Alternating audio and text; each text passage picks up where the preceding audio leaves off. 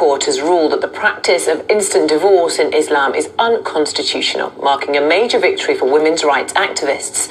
India is one of a handful of countries where a Muslim man can divorce his wife in just minutes by saying the word Talaq, which means divorce, 3 times. But in the 3-2 decision, the country's Supreme Court said the practice must end. Well, joining me now from Delhi is the BBC's Shalu Yadav. Shalu, welcome to you. Tell us more about the practice and today's ruling.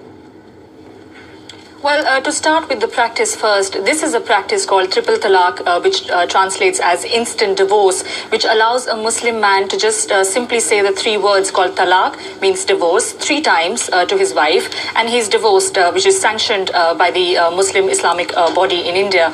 Well, there have been instances in the recent past where a lot of Muslim women have been divorced, on WhatsApp, on Facebook, on Skype, via letters, and it created a lot of controversies until Saira Bano, this 35-year-old woman who was divorced by her husband via a letter, approached the court, and she was joined by 4 other women who challenged this practice in court. And on expected lines today, the Supreme Court, the top court in India, has called it arbitrary, has called it unconstitutional, and has declared it invalid.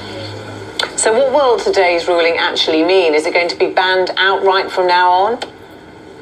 Well, that's what the court is saying. However, one of the judges, it was a 5-judge bench which heard this case, but one of the judges actually has suggested that the government actually legislates on this issue, and it's a very sensitive issue, and and they've said that the government should take into account, the feelings of Muslims.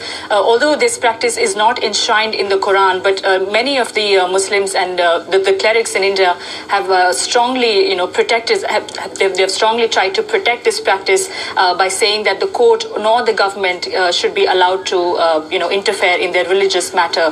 So it is to be seen what the government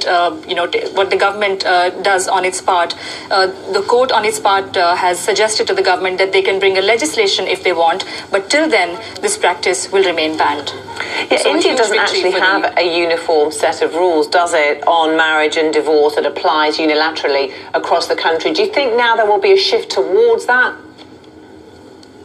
Yes, that's right. That's what the women's rights activists are saying. They're calling this quite a historic moment in India's history. They're saying that now, Hindu and Muslim women and on all other religious women of other religions will be on the same, same sort of part. And this has been welcomed by them because, they had been facing this discrimination, as they call it, within the Muslim personal law. So now I think it's for everyone to see how it's going to be received. But then the first reaction, especially from women, is that they have welcomed it. Okay, Shalu Yadav, thank you very much.